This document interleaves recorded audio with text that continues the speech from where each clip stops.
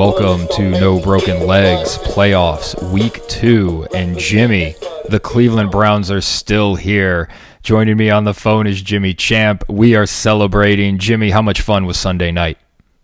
That was amazing. That is probably the most fun I've had watching the Cleveland Browns. And those of you who are listening to the No Broken Legs podcast, you could have made a lot of money off of us last week because we pretty much hit every game right on the nose. Yeah, and starting out, Browns get the Sunday afternoon game. I think that's good. It gave them an extra day to get some people back. What we're looking at is a 10-point spread. Kansas City 14-2. They're at home. They get 10 points. The over-under on this is 57, and the money line right now, the Browns are plus 380. The Chiefs are minus 500. A lot has been said about this game all over.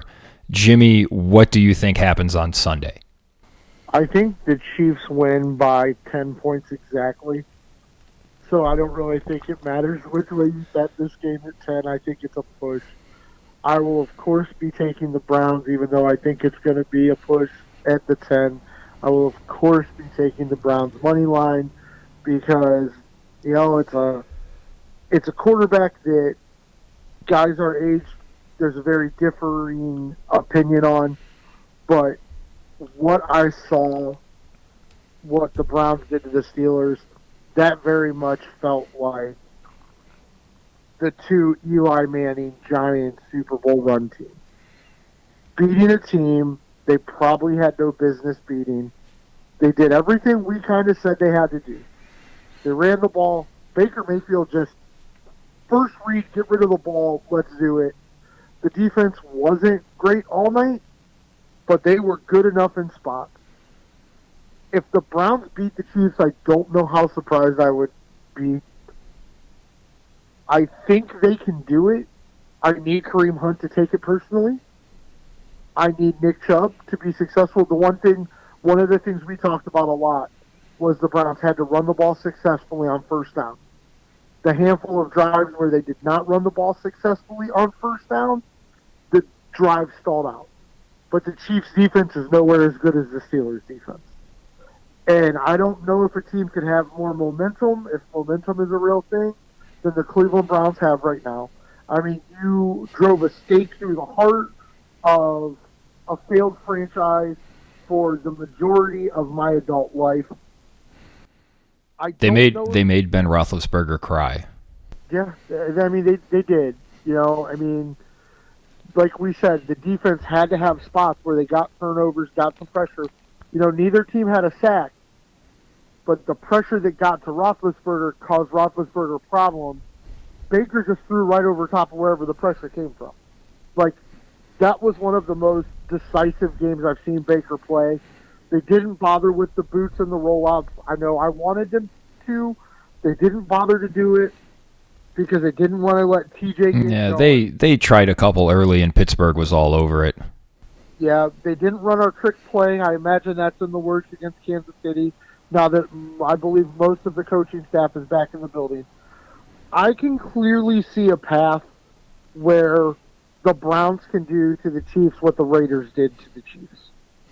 Yeah, and that's what everybody keeps kind of pointing to, but I think there's a fundamental flaw with that philosophy, and that's the Browns' defense cannot cover everybody that the Chiefs are going to throw at them.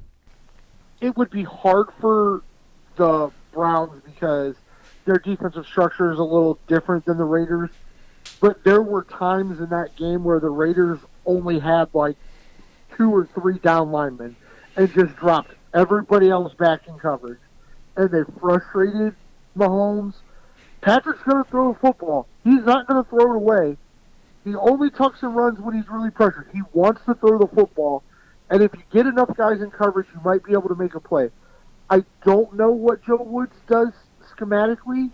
I don't know how you try to stop Travis Kelce. I think that's the player. I mean, I think Tyreek Hill is going to get over the top of this defense because Tyreek Hill gets over the top of every defense. But I think Denzel can minimize Tyreek a little bit. But it's Travis Kelce. It's can you get enough chips on him can you get a safety to run with him a little bit? I mean, the Chiefs have pretty much given up on the run game. Well, they do get Clyde Hilaire-Edwards back. Yes. I don't know if it'll really make a difference. He hadn't really looked very good there down the stretch. I just don't think they're going to worry about running the ball. They're going to try to throw the ball in one of the worst secondaries in football. Well, make something happen, secondary.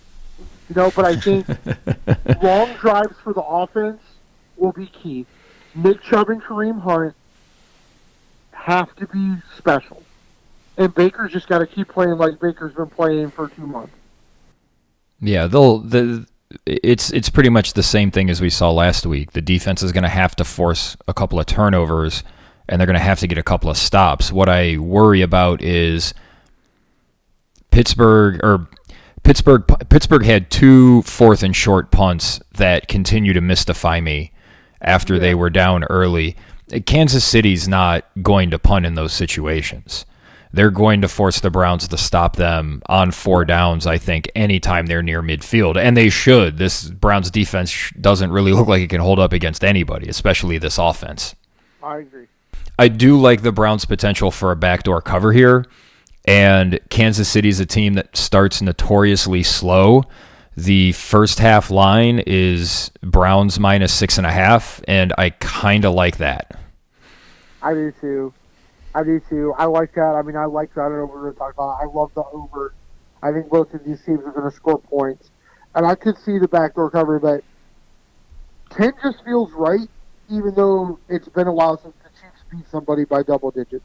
But it's been because of a lot of backdoor covers, where with 4 or 5 minutes left, the Chiefs had the game in control and took bleed time off the clock. A team went down them when the Chiefs were playing soft prevent and went down and scored and got the backdoor cover. So I definitely think the backdoor cover is there. I think you're spot on with that. But like I said, I love the Browns money line. And I do. It feels so much like those Giants Eli teams. Because with the exception of Michael Strahan, there was no superstar on that defense at the time. Superstars were made because of that defense. But they just kept making the right play at the right time.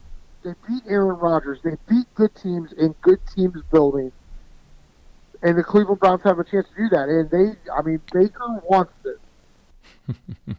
Yeah, so speaking of, there are some interesting player props that are out there. Sort of the big ones right now. Baker Mayfield touchdown passes, 1.5. I feel like he's going to get 2 or 3 in this game, and it's going to be a pretty high-scoring affair. Yeah, I agree. Patrick Mahomes, touchdown passes, 2.5. I feel like he's getting at least 3 on this defense that has just given up has just been a sieve. Yeah.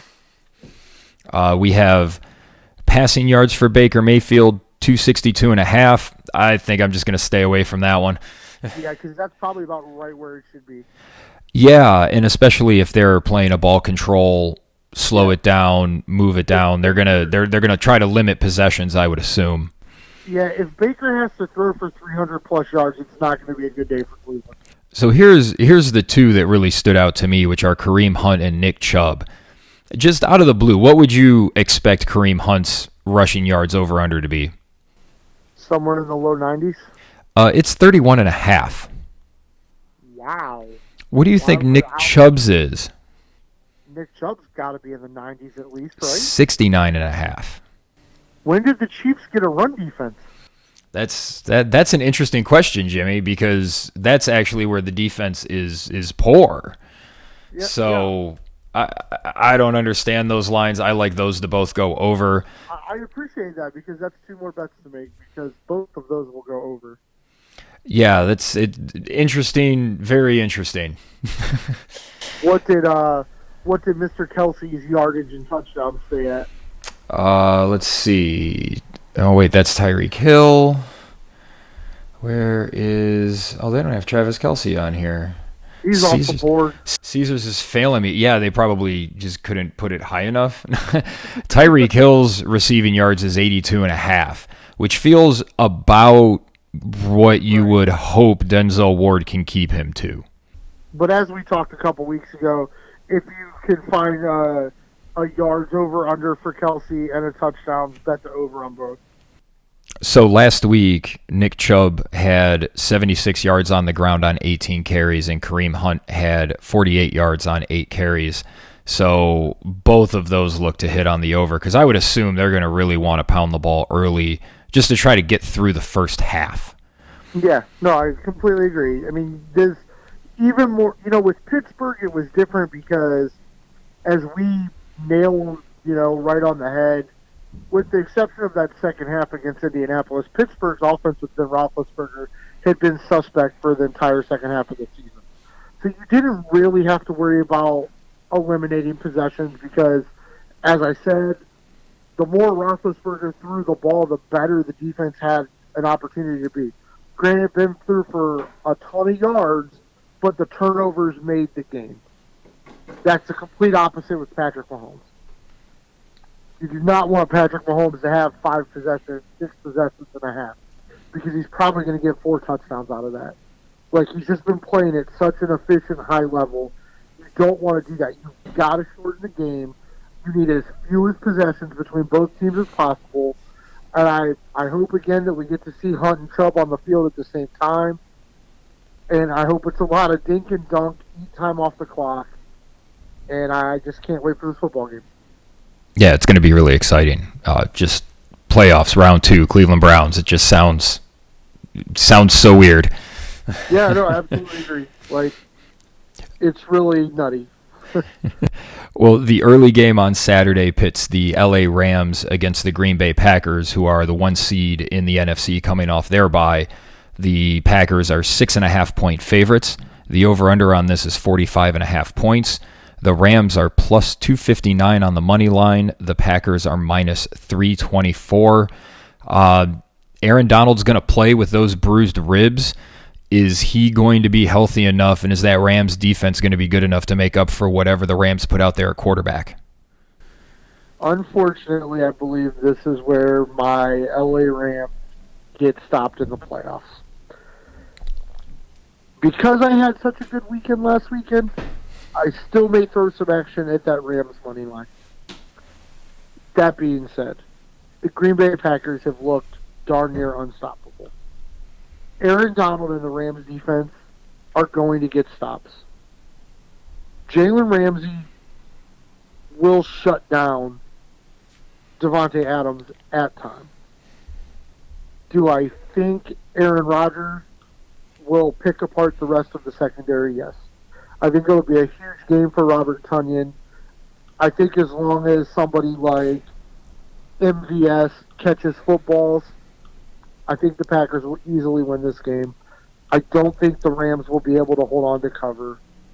It makes me sad because I've enjoyed the LA Rams experience this year, but I just don't think Jared Goff is playing well enough. I think the Rams, if you held the Packers to 3 touchdowns and a field goal, you did a great job, but I just don't think they'll be able to score enough points.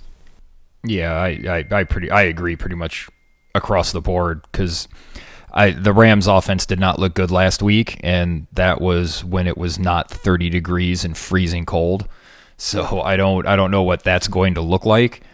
And man, just having the bye, we talked about it last week. We didn't really talk about it with the Kansas City game because I don't really think that's swaying the game. I think Kansas City's just better than Cleveland.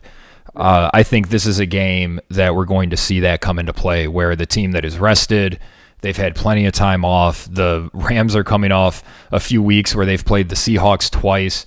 Those are just tough games, and it's tough to stay up, and it's going to be 30 degrees.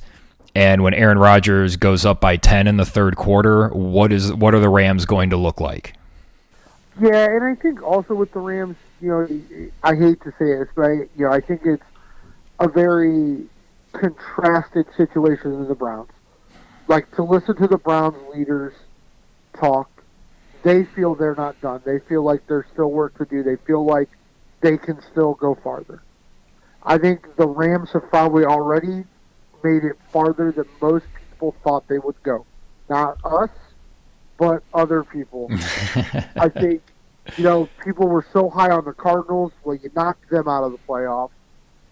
We both had Seattle going to the Super Bowl. Well, you took care of that. With the injuries that you have, I think there may be a little level of complacency where if the Packers score a couple times early, it's, you know what, we don't have to hang our head on this loss. Like, we probably went one round farther than we should have. Let's build, let's get better for next year. I just want to tell any bettors out there that are thinking about putting any serious action on the Rams to win this game. I just want you to envision this moment. We're early in the first quarter, maybe mid first quarter, and it's 7-0 Packers. The Rams just went 3 and out, and the Packers are getting the ball, and they're driving down the field. And you're just going to feel like the game's over at that point. Yeah. Yeah, and kudos to the defense that Mike Pettin is calling right now. The Packers' defense has looked really good. Their secondary is very good. Their secondary will be able to control Cup and Trees. I just don't think there's a path for the Rams to score enough points. There's not even lines pretty much for any of the Rams players except for Cam Akers, who's 72.5 for his over-under on rushing yards. I don't think he'll get there either. I don't think he gets there either because I think the Packers are going to force whoever to beat them at quarter. And it looks like it's going to be Goff, but they're going to force Goff to beat him, and I don't think he can. Yeah, I completely agree. Some of the other numbers that we have here, Aaron Jones rushing 71.5. That feels low.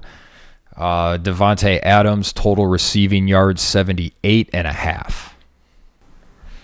To be fair, though, that 78.5, that might be more yards than anybody's had against Jalen Ramsey all year. Jalen Ramsey has been absolute lockdown corner. I imagine he will be in Devontae Adams' face at the line of scrimmage every single play this week. If you don't like Devontae Adams at 78.5, then you probably like Alan Lazard at 38.5. I do like that. I very much like that. And then the Aaron Rodgers ones are kind of interesting, too.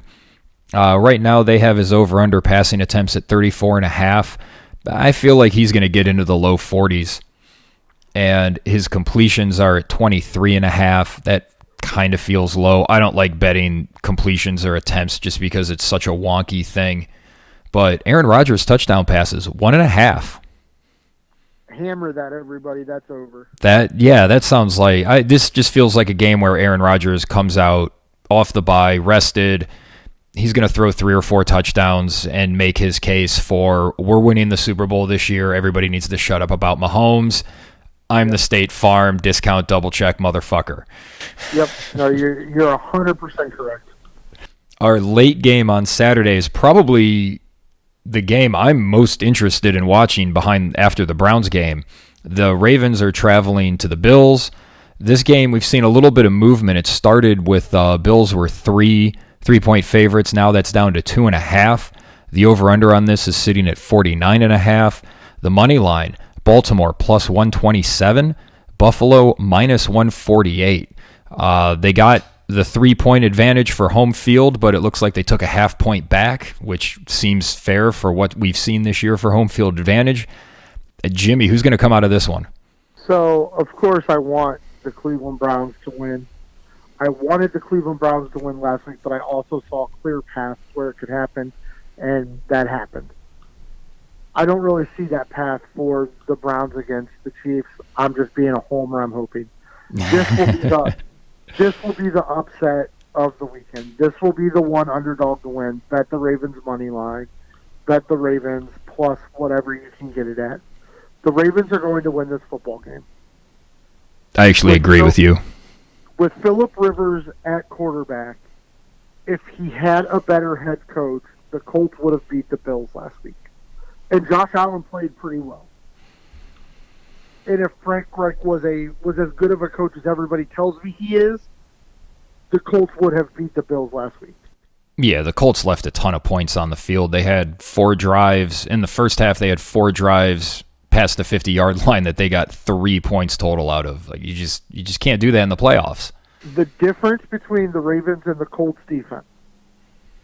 The Colts defense is really strong up front. They're not bad in the secondary, but they're weaker in the secondary. The Ravens, it's flipped. The Ravens are strongest in the secondary, and it gets weaker as you get up front. But their linebackers and their secondary are their keys. They're going to take Stephon Diggs away. I just don't see how the Bills win this game. I think the Ravens win this game fairly easily, actually. The Bills have no running game. They have not been able to run the ball all year. They want Josh Allen to cook. They want Josh Allen to just sling the ball around. I think he's going to make mistakes. They're going to get turnovers. And I do not believe, Jonathan Taylor was rolling at times last week against this Bills defense. Lamar Jackson looked really good last week. I stand by my statements early in this podcast last year that Lamar Jackson was going to struggle looking like a quarterback this year because he was going to try to prove everybody wrong, and he was going to try to stay in the pocket and prove he was a pocket passer when we knew he wasn't. And I was 100% right. That stretch of games where he tried to do that, the Ravens looked bad. Well, now the Ravens are back to what they need to be, which is let Lamar Jackson be special. You don't have to just stay in the pocket and throw the football. Do all the things you're good at. I don't think the Bills can stop it. And I think the coaching difference, I like Sean McDermott, and I think Brian Dable is a really good offensive coordinator. I don't think they're as good as the coaches on the other side of the field. I think Harbaugh will do all of the right things. I think this game might come down to a field goal, and if it comes down to a field goal, Justin Tucker damn sure ain't going to miss. So yeah, we definitely know that. I think the Ravens win this game easily. I love what the Bills are doing. We've kind of talked a little bit. I don't quite understand this kinship that Browns fans have for Bills Mafia. I don't quite understand it. I am happy for the Bills. They're getting their organization back on the right track, but I believe it stops here. I just think Harbaugh and Lamar and the cornerbacks, those three things are going to be too much for Buffalo to overcome, and I think if Baltimore starts to get a lead, then you'll see bad Josh Allen. You'll see Josh Allen doing weird shit that he shouldn't do. They'll get some pressure on him, and I think the Ravens take care of business. Well, I think that Ravens secondary is going to be able to turn Josh over at least 2 times. Yeah. He had that fumble against the Colts, but it ended up not hurting him. He tried. He tried to make the big mistake, but he got away with it. 2 player props that I love, kind of piggybacking what you said about what Baltimore is going to try to do in terms of running the football. Lamar Jackson rushing yards over under is 79.5. He's going to break 100. It's what's going to happen. And J.K. Dobbins is at only 62.5. I think he's going to approach 100 too. Yeah, I would agree.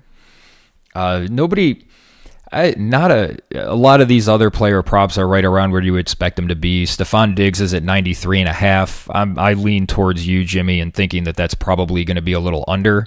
Yeah, much like the Devontae Adams one, I'll be hammering that under. He won't get there. Yeah, and then Cole Beasley's at 48.5, and John Brown's at 44.5. You figure if Stephon Diggs is a little light, one of those two will make up for it. But I don't know, man. That just seems like a dice roll. You're not really betting something. You're kind of just wishing on that point. Yep. All right. The last game of the weekend is the big game between the top 10 quarterbacks all time, the GOAT Tom Brady and Drew Brees. Well, we got Drew Brees somewhere in the mid top 10, 5-ish, 6-ish, somewhere around there. Yeah, I think you have to respect him. You have to put him in there. I think he's got all the passing records.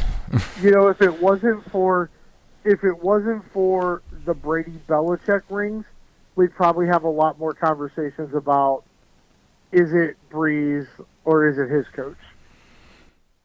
Yeah, well, and we can get into this a little more when we talk about the game, but this is the round where weird things happen for the Saints.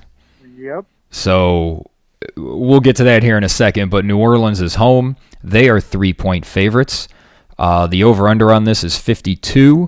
The money line for the Buccaneers is plus 140, and for the Saints it is minus 165. Jimmy, we've heard a lot of talk Everybody likes to say the conventional wisdom, it's tough to beat a team 3 times in a season. That's actually not true. Teams in this situation are 20-12, so it happens all the time, and it's quite easy. Does it happen this time, though, Jimmy? Well, here's the thing. When we talked about Tampa Bay last week, I was very clear. I didn't know who to take in the Tampa Bay-Washington game because I didn't know if Washington was a playoff team. And when Tampa Bay plays a playoff team, Tampa Bay loses. When Tampa Bay plays a non-playoff team, they win. New Orleans is definitely a playoff team. I'm taking the Saints. It's a lock. The Saints will win this game. Ooh. Tom Brady can go ahead and go back home to Giselle and be happy. That's fine. But New Orleans wins this game. I don't think that the Saints defense is playing really well. I'm a little concerned with the passing yardage they gave up last week to Taylor Heineke. That kid looked pretty good. But what he looked good doing is the one thing Tom Brady cannot do, which is run around and make things happen. I believe New Orleans defense is going to eat. They're going to cause some turnovers. They're going to punch Tom Brady in the mouth. When you do that, Tom Brady folds, and the Saints win this game easy. Yeah, I think we can find out pretty early how this game's going to go. If the Saints are getting pressure on Tom Brady, then they're going to win. If they're not getting pressure on Tom Brady, that's when you want to start looking at the second half money line. I don't feel as strongly about this game as you do. I do think the emergence of Antonio Brown in the Buccaneers offense is a big help. I still don't see how this defense is going to slow down an offense that just moved the ball up and down the field at will and really took them to the shed when it came to this Buccaneer defense just could not stop the Saints. And I don't see the Buccaneers being able to keep up offensively. I think they're good. I think Brady's cooking right now, but I think that Saints defense is going to get a couple of stops.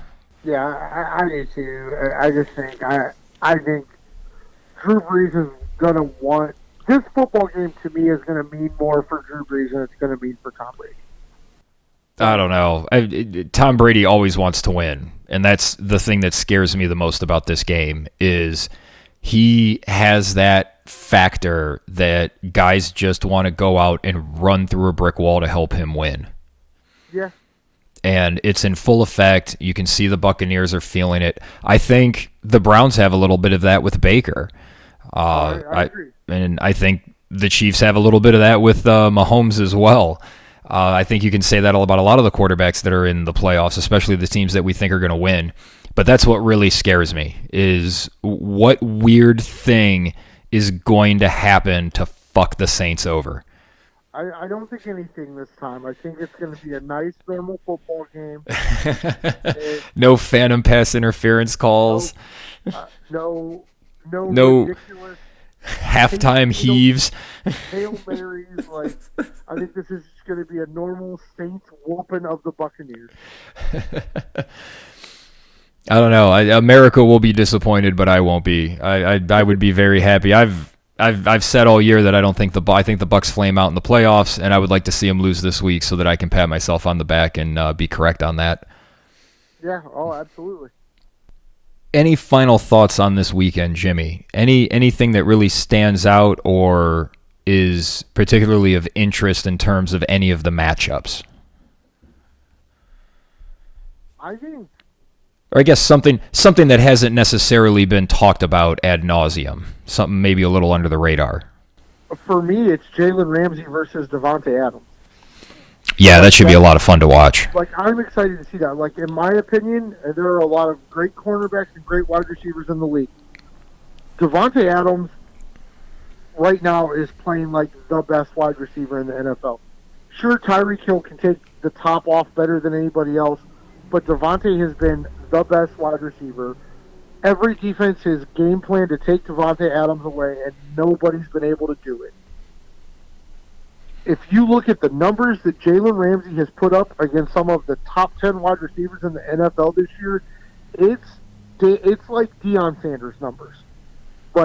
he has shut down some of the best wide receivers in the NFL, and I am so interested to watch it and see what each team does. Do the Rams put a safety over top to kind of take away Devontae having option routes? Do the Packers go heavy rub and screens to try to get the ball in his hands quick? I'm very excited for it. But mostly I'm excited to see Baker Mayfield versus Patrick Mahomes. Baker Mayfield for the last, we've been talking about it for probably 3 months. This is the biggest game of Baker Mayfield's career. Yeah, we've been doing that for, I think, 7 or 8 weeks now. This is the biggest game of his life. And he's continued to do what he needs to do for his team to win. And I am excited to watch him play this game. Win or lose, I want to see how he reacts. Because I feel like he's got a swagger right now that I hope doesn't go away with a loss in this game. Aaron Rodgers has lost more playoff games than he has won. But Aaron Rodgers has always kept that gunslinger swagger. And I hope Baker Mayfield has that in him. I don't know if the Browns can win, but I'm just excited to see the game. I think that Baker showed that he had that, and I think he proved it to himself and the rest of his teammates that he has that in that Baltimore game. They didn't win that game, but he put 3 touchdowns up in the fourth quarter, and I think that spoke volumes in the locker room. And you've seen how that is sort of snowballed into he's just playing really smooth, confident football right now, and it's a lot of fun to watch. And I guess, something else, while I do expect Baltimore to win the game, and I actually expect Josh Allen to play quite poorly, here in a few years, that quarterback draft class may be looked at as, granted it was top-heavy, but you may look at that and go, wow, those 3 have really exceeded expectations. And who knows what happens with Darnold? Who knows if Rosen ever gets another chance? But just the 3 of them, doing everything right for their teams for what they need to do. With Baker, he's gone through way more turmoil than the other 2 have. But kudos to Josh Allen on continuing to get better and evolve. And kudos to Lamar Jackson for the last month being who he is. Sometimes in this world, the hardest thing to do is just be yourself and do what you do well, regardless of how other people think about that. So kudos to all 3 of them, and I think it's an awesome thing. And I've said since Seattle was bumped, I would like to see Green Bay and Kansas City in the Super Bowl. I think it's the 2 best quarterbacks in the NFL right now. That's the game I would like to see. I would probably be wildly excited if the Rams found some way to upset Green Bay, though. That would really elevate the legends of Aaron Donald and Jalen Ramsey, because they would definitely be front and center in that. The matchup that I'm really looking at is Myles Garrett and Sheldon Richardson. We say it frequently that the Browns defense lives and dies by what that defensive line does, and those are the 2 highest paid guys, and I want to see them dominate. Yep. Want to see them dominate and just go out there, and even if they're only getting just to Mahomes and he's making his ridiculous throws, then fine. You make him make the ridiculous throws. If he beats you, he beats you. Yep. We have said, probably more so than a lot of podcasts. We've done a lot of watching the guys that have had COVID, and yeah, it's been a mixed bag how they've come back. Some have come right back. Some have had lingering issues. It's sort of been the unspoken sort of voodoo that's affecting games in ways we can't really quantify. Yeah, and I think Myles, you can tell, I think he still doesn't have the endurance back. And even though he did not get a sack, he disrupted the Pittsburgh passing game last week. He was in the backfield all game. He's got to do it again. It's what we've talked about, Yeah, they had that when they showed the hanging camera on the wires. They show the Browns have the whole line shifted over, with 3 guys, and then Myles Garrett's on the other end, and you just see that, like, oh yeah, those 2 guys are just going wherever Myles goes. Yep. There's no excuses. This is why you were drafted. You're trying to change a culture. This is a game to be great. If the Browns lose, that's fine, but the superstars need to be superstars. Absolutely. And Jimmy, go ahead. Ward can't give up 150 receiving yards to whoever he's covering. Well, I actually don't think Denzel Ward's going to matter that much in this game, because even if he shuts down Tyreek Hill and they double team Travis Kelce, who's covering the other 3 guys? We got this. Don't worry about it. Don't worry. Joe Woods has a plan, man. It'll be one of the biggest upsets I've ever seen, and I will be celebrating if it happens, and I'll be just as mystified at the success and loving it at equal levels. It'll be fantastic. I love being surprised in sports. Yeah, I agree. All right, well, Jimmy, thank you for joining me this week. Oh, there's no place else I'd rather be, brother. All right, and we will thank you all for listening. We'll hopefully be celebrating a Browns victory next week, and we will see you then. Thank you. Oh, my God, they're about to go to the Super Bowl. Super Bowl. All right. Thank you, everybody, and enjoy the games.